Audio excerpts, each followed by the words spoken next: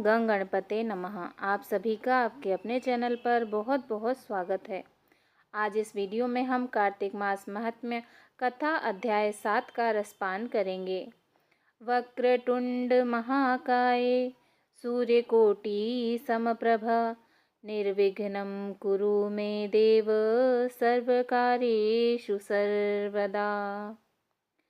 मंगलकारी श्री हरि का सच्चा नाम ध्याऊं, कार्तिक मास महात्म्य का 7वां अध्याय बनाऊं।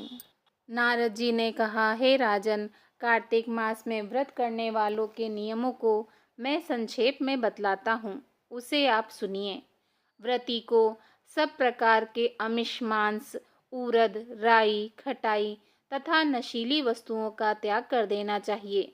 व्रती को दूसरे का अन्न ग्रहण नहीं करना चाहिए, किसी से द्वेष नहीं करना चाहिए और तीर्थ के अतिरिक्त अन्य कोई यात्रा नहीं करनी चाहिए।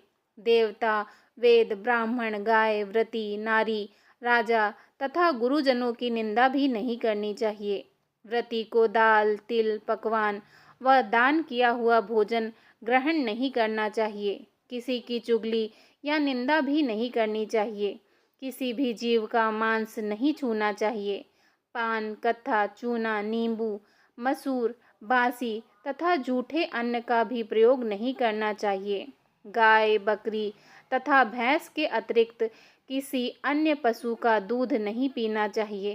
कांस्य के पात्र में रखा हुआ पंचगव्य, बहुत छोटे घड़े का पानी तथा केवल अपने लिए ही पका हुआ भोजन ग्रहण नहीं करना चाहिए। कार्तिक माह का व्रत करने वाले मनुष्य को सदैव ब्रह्मचर्य का पालन करना चाहिए।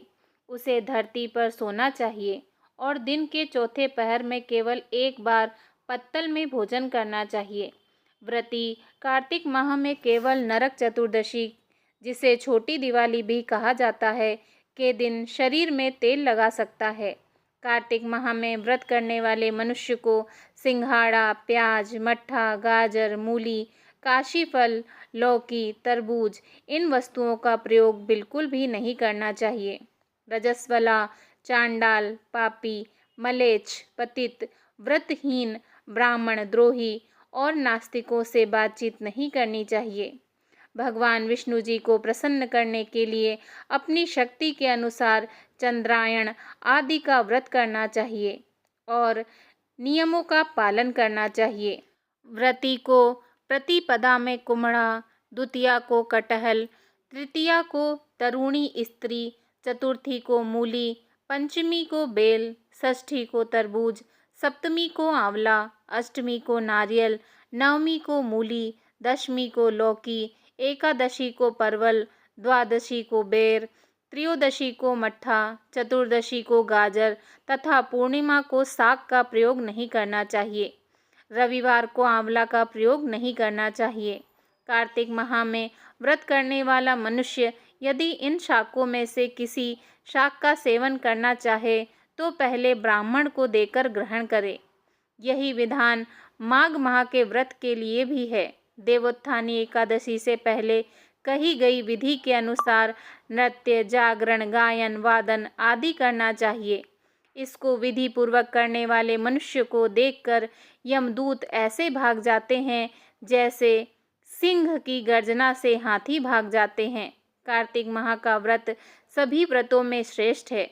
इसके अतिरिक्त जितने भी व्रत यज्ञ हैं वह 1000 की संख्या में किए जाने पर भी इसकी तुलना नहीं कर सकते, क्योंकि यज्ञ करने वाले मनुष्य को सीधा वैकुंठ की प्राप्ति होती है।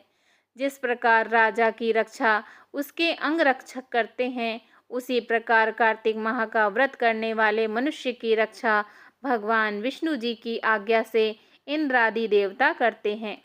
व्रती मनुष्य जहाँ कहीं भी रहता है वहीं पर उसकी पूजा होती है, उसका यश फैलता है। उसके निवास स्थान पर भूत, पिशाच आदि कोई भी नहीं रह पाते। विधि पूर्वक कार्तिक माह का व्रत करने वाले मनुष्यों के पुण्यों का वर्णन करने में ब्रह्मा जी भी असमर्थ हैं।